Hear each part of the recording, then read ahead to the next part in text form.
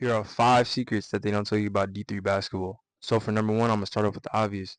D3 basketball is the smallest division of NCAA basketball that you can play. The greatest thing about D3 basketball is that it's a small school, so everybody knows you. All your teachers know you. You won't have a problem contacting your teachers, contacting the trainers, contacting anybody that you want to talk to on campus. You won't have any problem talking to anybody. If you went on a D3 visit before, that's probably the first thing that the coach started off with was you won't have a problem with contacting any of your teachers, contacting your advisor. That's probably the best thing about going to a D3 or a small school.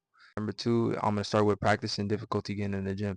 So if you didn't know about D3 basketball, coaches are only allowed a certain amount of time to practice with you. I don't know if that was only for my team because I know we didn't have team lifts, at my last school, but at the new school I know we're having team lifts, so I don't know if that's just the school I was at or if that's that's an everywhere situation.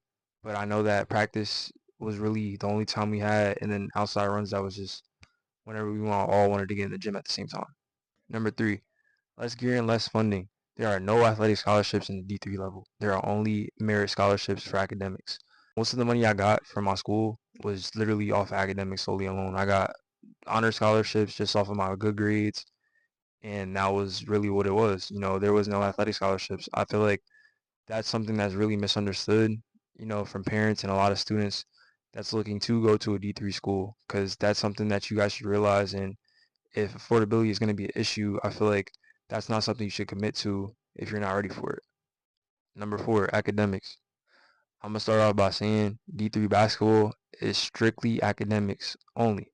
All D3 schools, like Johns Hopkins is a D3, MIT is a D3, Tufts is a D3. Like all those schools are good academic schools, but the athletic programs are still great.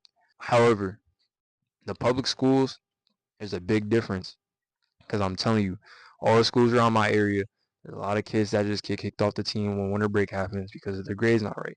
You have to realize that academics is a big thing when deciding your school. If you're not going to meet the eligibility requirements, you shouldn't be looking at that school because that's going to be a big deal when you're trying to figure out if you're going to get playing time or not.